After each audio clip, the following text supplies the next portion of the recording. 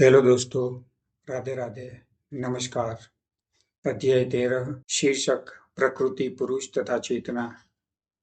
पिछले ऑडियो में हमने सुना श्लोक 1 और 2 को, उसका तात्पर्य समझा, जिसमें श्लोक 1 में अर्जुन ने कहा था कि वो जानना चाहता है प्रकृति, पुरुष, क्षेत्र, क्षेत्रज्ञ तथा ज्ञान के बारे में। और भगवान श्री कृष्ण ने दूसरे श्लोक में क्षेत्र और क्षेत्रज्ञ के बारे में समझाया था, यानी शरीर और जीव के बारे में, यानी ज्ञेय और ज्ञाता के बारे में समझाया। अभी तीसरे श्लोक में भगवान श्री कृष्ण समझा रहे हैं ज्ञान के बारे में। 5 में से जो एक अर्जुन ने पूछा था, ज्ञान के बारे में वो जानना चाहता था। तो भगवान आगे जो कहते हैं, श्लोक का जो अर्थ है वो मैं सीधा पढ़ता हूँ। हे भरतवंशी, तुम्हें ज्ञात होना चाहिए कि मैं भी समस्त शरीरों में ज्ञाता हूँ, और इस शरीर तथा इसके ज्ञाता को जान लेना ज्ञान कहलाता है, ऐसा मेरा मत है। तो ये अर्थ है संस्कृत श्लोक का, जो कृष्ण भगवान ने तीसरे श्लोक में बताया है। अब इसका तात्पर्य हम समझेंगे, वो मैं आपको पढ़ के बताता हूँ। शरीर, शरीर की ज्ञाता, आत्मा तथा परमात्मा विषयक व्याख्या के दौरान हमें 3 भिन्न विषय मिलेंगे: भगवान, जीव तथा पदार्थ। प्रत्येक कर्म क्षेत्र में प्रत्येक शरीर में 2 आत्माएं होती है, आत्मा तथा परमात्मा। क्योंकि परमात्मा भगवान श्री कृष्ण का श्वांश है, अतः कृष्ण कहते हैं, मैं भी ज्ञाता हूँ, लेकिन मैं शरीर का व्यष्टि ज्ञाता नहीं हूँ, मैं परम ज्ञाता हूँ। मैं शरीर में परमात्मा के रूप में विद्यमान रहता हूँ। जो क्षेत्र तथा क्षेत्रज्ञ का अध्ययन भगवद गीता के माध्यम से सूक्ष्मता से करता है, उसे यह ज्ञान प्राप्त हो सकता है। भगवान कहते हैं, मैं प्रत्येक शरीर के कर्म क्षेत्र का ज्ञाता हूँ। व्यक्ति भले ही अपने शरीर का ज्ञाता हो, किंतु उसे अन्य शरीरों का ज्ञान नहीं होता। समस्त शरीरों में परमात्मा रूप में विद्यमान भगवान समस्त शरीरों के विषय में जानते हैं। वे जीवन की विविध योनियों के सभी शरीरों को जानने वाले हैं। एक नागरिक अपने भूमि खंड के विषय में सब कुछ जानता है, लेकिन राजा को न केवल अपने महल का, अपितु प्रत्येक नागरिक की भू संपत्ति का ज्ञान रहता है। इसी प्रकार कोई भले ही अपने शरीर का स्वामी हो, लेकिन परमेश्वर समस्त शरीरों के अधिपति है।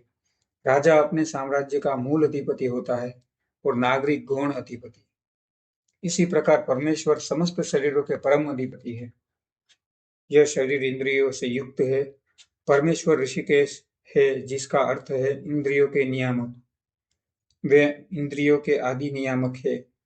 जिस प्रकार राजा अपने राज्य की समस्त गतिविधियों का आदि नियामक होता है, नागरिक तो गौण नियामक होता है। भगवान का कथन है, मैं ज्ञाता भी हूँ। इसका अर्थ है कि वे परम ज्ञाता है।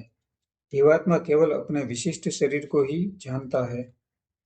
वैदिक ग्रंथों में इस प्रकार का वर्णन हुआ है, क्षेत्राणि ही शरीराणि बीजं चापि शुभाशुभे तानि वेत्ति स योगात्मा ततः क्षेत्रज्ञ उच्यते। यह शरीर क्षेत्र कहलाता है, और इस शरीर के भीतर इसके स्वामी तथा साथ ही परमेश्वर का वास है। जो शरीर तथा शरीर के स्वामी दोनों को जानने वाला है, इसलिए उन्हें समस्त क्षेत्रों का ज्ञाता कहलाता है।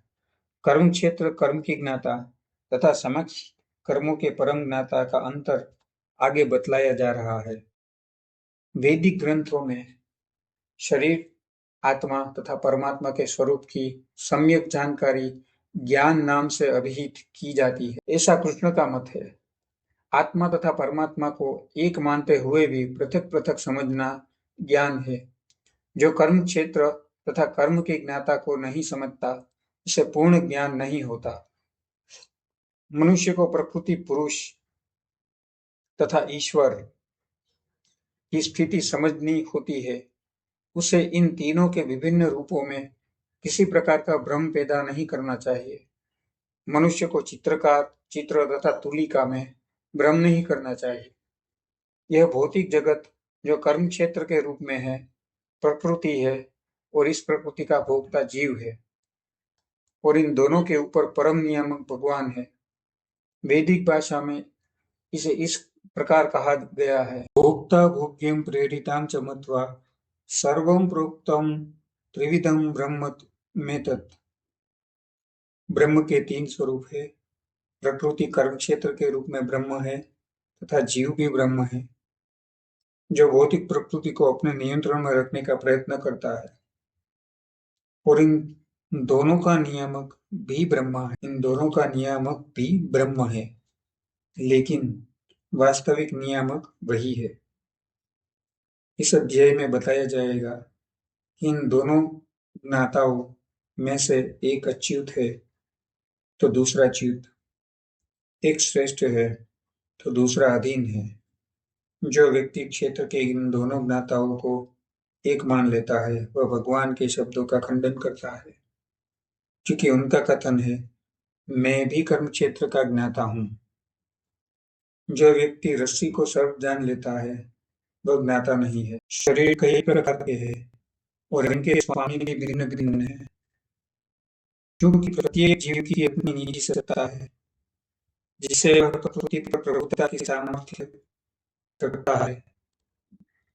अतएव शरीर विभिन्न होते हैं, लेकिन भगवान उन सब में श्रील बलदेव विद्याभूषण का मत है।